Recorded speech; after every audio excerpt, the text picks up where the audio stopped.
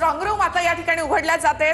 5 राज्यांच्या या निवडणुकांच्या निकालाकडे संपूर्ण देशाचे लक्ष आणि त्याचबरोबर आता 8 वाजता बरोबर मतमोजणी सुरू होणार त्याआधी या स्ट्रॉंग रूम ज्या आहेत त्या उघडल्या जात आहेत। आता संपूर्ण प्रक्रियेला जी आहे ती सुरुवात झालेली आहे। स्ट्रॉंग रूम जे आहे ते उघडले जात आहेत आणि पहिला कल जो आहे तो काही वेळातच हाती येईल।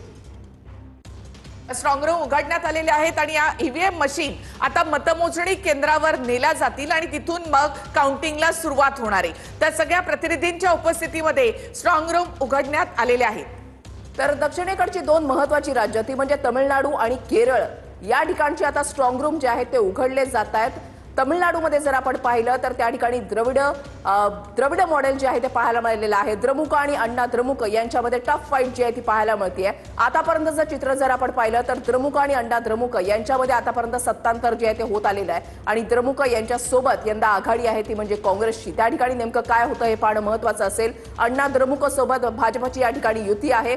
तमिळनाडूमध्ये चित्र नेमकं काय असणार आहे हे पाहणं महत्त्वाचं असेल आणि खास करून भाजपची तमिळनाडूमध्ये स्थिती काय असेल हे पाहणं देखील तितकंच महत्त्वाचं असेल, कारण मागच्या निवडणुकीमध्ये तमिळनाडूमध्ये भाजपला फक्त 4 जागा मिळालेल्या होत्या।